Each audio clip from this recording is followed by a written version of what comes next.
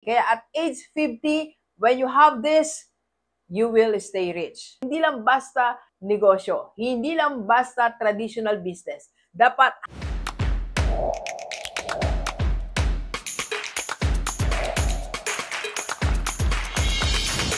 Universe, at age 50, paano nga ba tayo mag-stay na mayaman? Ako naniniwala kasi at age 50, madali na tayo magkaroon ng pera with our network, with our career, with our established reputation, with our discipline and sacrifices. Madali tayong kumita ng malaki.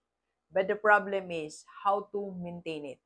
Paano nga ba tayo mag-stay na mayaman at age 50? Yan, pag-usapan natin. Sa lahat mga 50 years old, pwede ka mag-comment yan. Doc, 50 ako, nasa abroad ako, anong bansa o dito sa Pilipinas. Let's go, let's go. So para mangyari po yan, dapat ang source of income natin or pera natin must be 3. Tatlong source. And to apply that, tingnan natin ang principle ni Dan Lok, the triangle of wealth. Yes, meron po siyang tinatawag na triangle and wealth.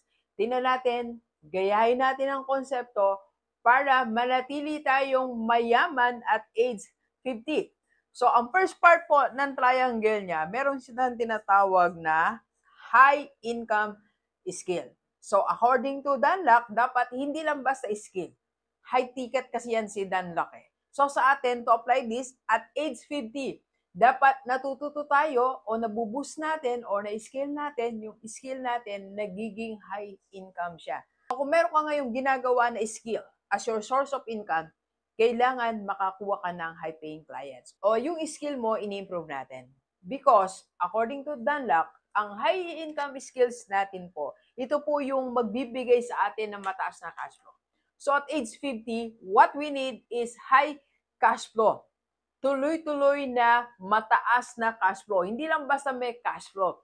Tuloy-tuloy. Kasi pag meron kang high income skills, hindi ka na mawala ng client. Okay? Meron ka na dapat strategy, system, para hindi ka mawala ng kliyente.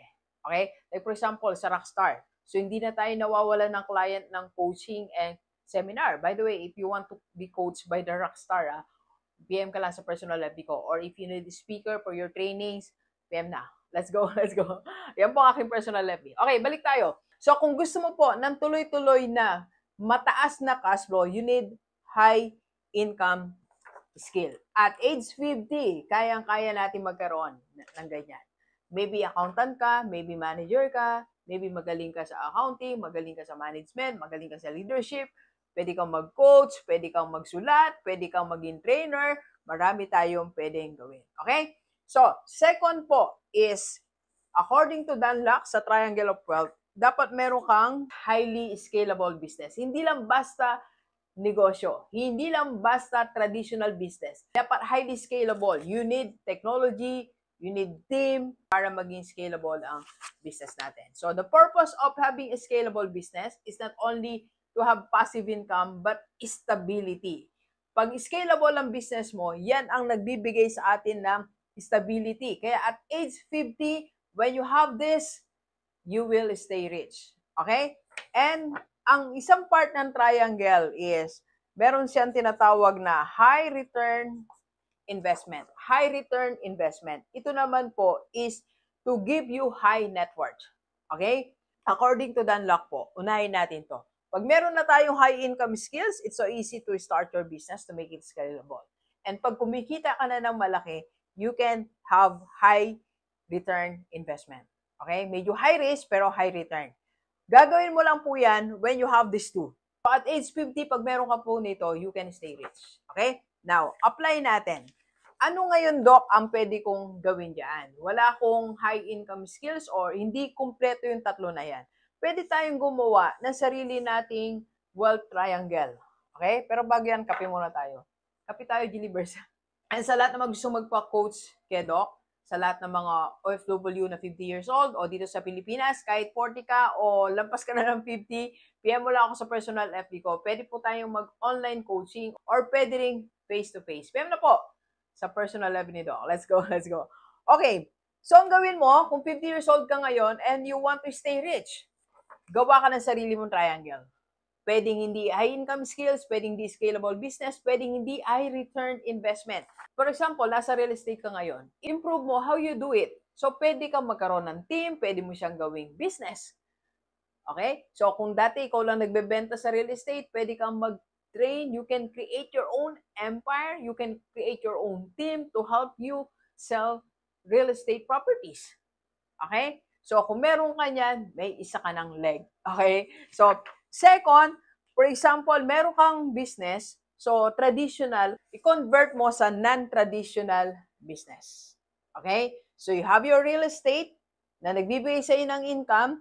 So, naging business na siya, pwede mong gawin non-traditional. Pwede nga yan na gawin mong business. Or pwede kang mag-start ng isa pang non-traditional business. Or you can have your investment na hindi high risk.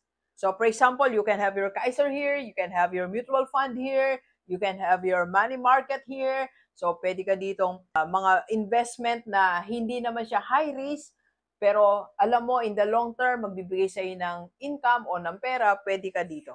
Okay? So, ito na yung triangle of wealth mo. If you will be doing this, you will stay rich.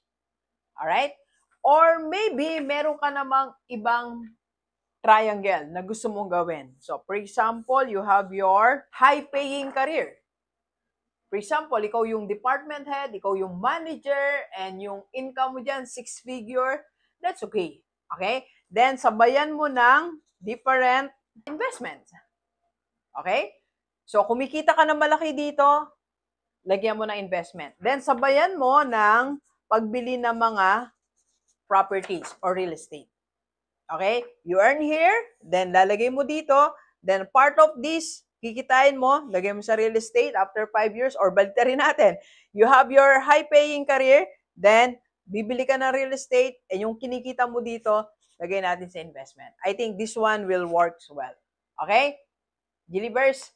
So, sa atin pong lahat, pwede kang gumawa ng sarili mong triangle of wealth to stay rich. Kung ikaw ay 50 years old, hindi basta kumikita ka lang ngayon, dapat naka-triangle. Hindi pwedeng one source lang. Hindi pwedeng puro real estate, hindi pwedeng puro high-paying skill, hindi pwedeng puro investment. Okay? Kailangan triangle. And I can help you, again, to create your own triangle of wealth. Let's go, let's go. Kape po tayo. Kape po.